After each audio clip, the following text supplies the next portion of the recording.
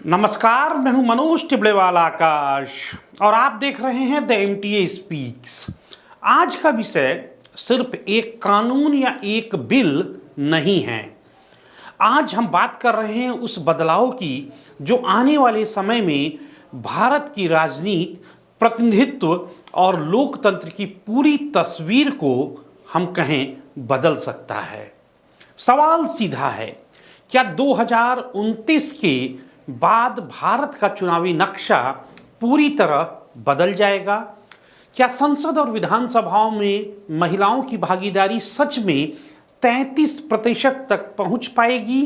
और सबसे बड़ा सवाल, इस बदलाव के पीछे की सच्चाई है क्या? दरअसल केंद्र सरकार ने संसद का 3 दिन का एक विशेष सत्र बुलाया है। यह सत्र 16, 17 और 18 अप्रैल को होगा और इस सत्र में 3 बेहद महत्वपूर्ण विधेयक पेश किए जाने की तैयारी है। पहला, संविधान संशोधन से जुड़ा विधेयक, दूसरा, नया परिसीमन कानून 2026 और तीसरा, जनगणना से संबंधित कानून। पहली नज़र में ये तीनों बिल अलग अलग लग सकते हैं, लेकिन असल में ये तीनों मिलकर एक बड़े बदलाव की नींव रखने वाले हैं। सरकार का लक्ष्य है 2029 के लोकसभा चुनाव तक देश की संसद और सभी विधानसभाओं में महिलाओं को 33% का आरक्षण देना। लेकिन यह इतना आसान नहीं होगा। इसके लिए सिर्फ कानून पास कराना ही काफ़ी नहीं है, इसके लिए पूरे देश की सीटों का गणित बदलना होगा, सीमाएं बदलनी होंगी और राजनीतिक संतुलन को नए सिरे से तय करना होगा। यहीं से प्रारंभ होती है असली कहानी परिसीमन की। परिसीमन यानी क्या? सरल भाषा में समझें तो लोकसभा और विधानसभा क्षेत्रों की सीमाओं को फिर से तय किया जाना और सीटों का पुनर्वितरण करना। आज की तारीख में जो 543 लोकसभा की सीट है वे 1971 की जनगणना के आधार पर तय हुई थी।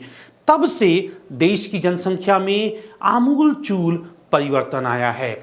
कई राज्यों में जनसंख्या तेजी से बढ़ी है तो कुछ राज्यों ने जनसंख्या नियंत्रण में सफलता हासिल की है।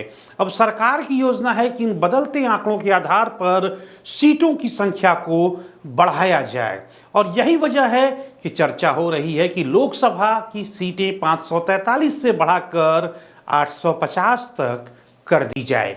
अगर ऐसा होता है तो यह भारत के संसदीय इतिहास का सबसे बड़ा बदलाव होगा। लेकिन सवाल उठता है, सीटें बढ़ाने की जरूरत क्यों पड़ी? जवाब साफ है, प्रतिनिधित्व का संतुलन। आज कई ऐसे क्षेत्र हैं जहां जनसंख्या बहुत ज़्यादा है लेकिन प्रतिनिधित्व कम है। वहीं कुछ जगहों पर जनसंख्या कम होने के बावजूद सीट अधिक है। इस असंतुलन को समाप्त करने के लिए परिसीमन जरूरी माना जा रहा है। अब आते हैं महिला आरक्षण पर। सरकार कह रही है कि महिलाओं को उनका हक अब और अधिक दिन तक नहीं टाला जा सकता। प्रधानमंत्री ने खुद इस पर जोर दिया है कि 2029 तक यह व्यवस्था लागू की जाए, लेकिन इसके लिए जो प्रक्रिया तय की गई है वह लंबी और जटिल है। पहला कदम होगा नई जनगणना, दूसरा उस जनगणना के आधार पर परिसीमन और तीसरा नई सीटों पर आरक्षण का लागू होना। यानी साफ है, बिना जनगणना और परिसीमन के महिला आरक्षण लागू नहीं हो सकता। अब बात करेंगे इससे क्या बदलेगा। सबसे बड़ा बदलाव होगा सीटों की संख्या में वृद्धि का। लोकसभा की सीट बढ़ जाएंगी, विधानसभाओं की सीट भी बढ़ेंगी। इसके साथ ही सीटों का नया बंटवारा होगा। एससी और एसटी सीटों में भी महिलाओं का हिस्सा तय किया जाएगा। लेकिन यह सिर्फ संख्या का खेल नहीं है, यह राजनीति का भी बड़ा खेल है। अब इस पूरी व्यवस्था का एक और अहम और बेहद संवेदनशील पहलू हम आपको समझाएंगे।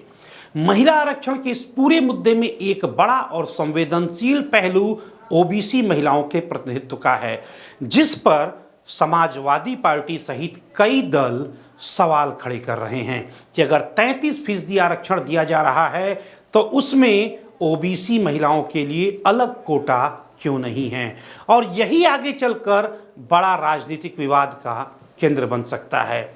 वहीं इस व्यवस्था का रोटेशन सिस्टम जमीनी राजनीति में बड़ा बदलाव ला सकता है, क्योंकि हर चुनाव में आरक्षित सीटें बदलने से मौजूदा नेताओं की पारंपरिक सीट समाप्त हो सकती है और राजनीतिक स्थिरता प्रभावित हो सकती है।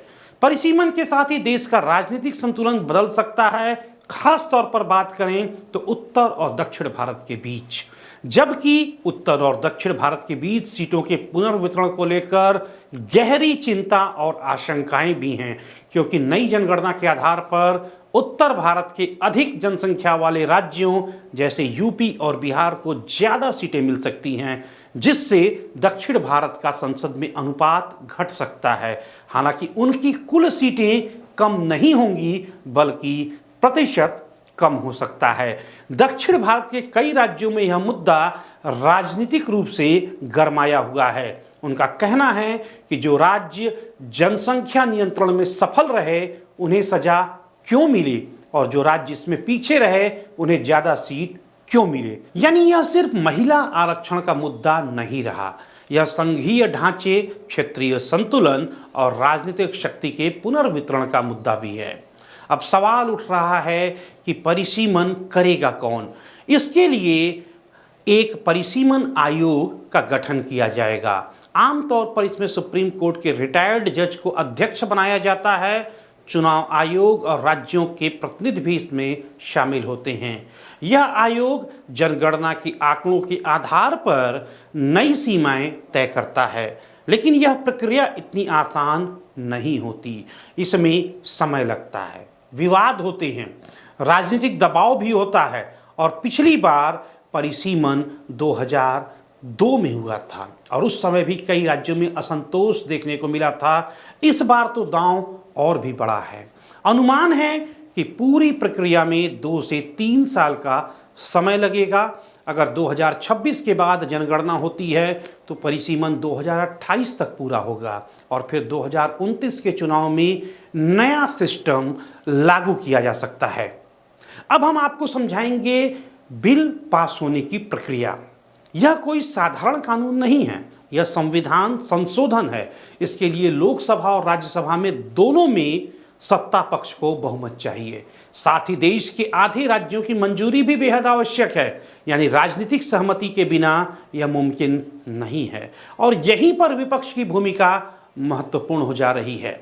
विपक्षी दलों का कहना है कि सरकार इस मुद्दे को राजनीतिक तरीके से पेश कर रही है। उनका आरोप है कि महिला आरक्षण पहले भी लागू किया जा सकता था, लेकिन इसे जानबूझकर टाला गया। इस मुद्दे पर सोनिया गांधी ने महिला आरक्षण का समर्थन करते हुए सवाल उठाया है कि इसे तुरंत लागू करने के बजाय जनगणना और परिसीमन से क्यों जोड़ा गया। क्या यह एक तरह से देरी करने की रणनीति है? दूसरी तरफ सरकार का कहना है कि बिना परिसीमन के आरक्षण लागू करना व्यवहारिक नहीं होगा। अब एक नजर आंकड़ों पर डालते हैं। आज लोकसभा में 74 महिला सांसद हैं, जो कुल संख्या का करीब 13.5% है। यानी 33% के लक्ष्य तक पहुंचने के लिए अभी लंबा सफर तय करना है। राज्यों की बात करें तो स्थिति और भी खराब है। कई विधानसभाओं में महिलाओं की भागीदारी 10% भी नहीं है।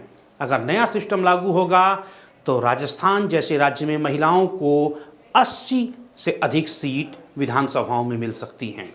यानी प्रतिनिधित्व में एक बड़ा बदलाव देखने को मिल सकता है। लेकिन क्या आरक्षण से महिलाओं की स्थिति बदल जाएगी? यह भी एक बड़ा सवाल है, क्योंकि राजनीति में भागीदारी सिर्फ सीट मिलने से नहीं बढ़ती। इसके लिए सामाजिक, आर्थिक और राजनीतिक सशक्तिकरण भी जरूरी है। कई विशेषज्ञ मान रहे हैं कि आरक्षण एक शुरुआत हो सकती है, लेकिन असली बदलाव तभी आएगा जब महिलाओं को राजनीतिक प्रशिक्षण, संसाधन और अवसर उपलब्ध कराए जाएंगे। अब इस पूरे मुद्दे का एक और महत्वपूर्ण लेकिन कम चर्चित पहलू राजनीतिक विश्लेषण यह भी संकेत दे रहा है कि 2029 के चुनाव को देखते हुए यह कदम भाजपा के लिए रणनीतिक रूप से फायदेमंद हो सकता है, क्योंकि सीटों में बढ़ोतरी से हिंदी पट्टी के राज्यों का प्रभाव बढ़ेगा और महिला वोटर बेस को मजबूत करने का अवसर मिलेगा, जिसे पहले से सरकारी योजनाओं के जरिए साधा जा रहा है। इसके साथ ही एक महत्वपूर्ण लेकिन कम चर्चित पहलू इसका आर्थिक और प्रशासनिक असर भी होगा, क्योंकि अगर लोकसभा की सीट 850 तक पहुंचेगी तो संसद की संरचना, सांसदों के वेतन भत्ते, चुनावी खर्च और प्रशासनिक ढांचे पर बड़ा अतिरिक्त बोझ पड़ेगा, जिसका सीधा असर अंततः टैक्स पेयर पर आएगा। यानी यह फैसला सिर्फ सामाजिक और राजनीतिक नहीं बल्कि आर्थिक दृष्टिकोण से भी महत्वपूर्ण होगा। इस पूरे मामले पर साउथ इंडिया के नेताओं और कांग्रेस का रुख साफ है, लेकिन रणनीतिक रूप से ये दल अलग अलग भी हैं। तमिलनाडु के मुख्यमंत्री एम.के. स्टालिन ने सबसे तीखा और मुखर विरोध दर्ज कराया है। उनका कहना है कि महिला आरक्षण के नाम पर परिसीमन को जोड़ना दक्षिण भारत के साथ अन्याय है, क्योंकि जिन राज्यों में जनसंख्या नियंत्रण में बेहतर काम कर रही हैं उन्हें सीटों के अनुपात में नुकसान झेलना पड़ सकता है। स्टालिन का सीधा आरोप है कि यह प्रक्रिया संघीय ढांचे के खिलाफ जा सकती है और दक्षिण के राज्यों की राजनीतिक ताकत को कम कर सकती है। तेलंगाना के मुख्यमंत्री रेवंत रेड्डी का रुख भी इसी लाइन पर है, लेकिन थोड़ा सा संभला हुआ। महिला आरक्षण के समर्थक हैं, लेकिन परिसीमन को लेकर उन्होंने चिंता जताते हुए कहा, अगर सिर्फ जनसंख्या के आधार पर सीटों का पुनर्वितरण हुआ तो दक्षिण भारत के साथ असंतुलन पैदा होगा। उनका कहना है कि विकास कर, योगदान और प्रशासनिक प्रदर्शन जैसे फैक्टर्स को ध्यान में रखा जाना चाहिए, न कि सिर्फ जनसंख्या को। वहीं कांग्रेस का आधिकारिक रुख समर्थन के साथ सवाल वाला है। कांग्रेस महिला आरक्षण का सैद्धांतिक रूप से समर्थन कर रही है, लेकिन यह लगातार सवाल उठा रही है कि इसे जनगणना और परिसीमन से क्यों जोड़ा गया। पार्टी का तर्क है कि सरकार इसे तुरंत लागू कर सकती थी, लेकिन इसे 2029 तक टालकर एक तरह से राजनीतिक वायदा बना दिया गया। साथ ही कांग्रेस यह भी मांग कर रही है कि इस आरक्षण में ओबीसी महिलाओं के लिए अलग प्रावधान होना चाहिए, ताकि सामाजिक न्याय का संतुलन बना रहे।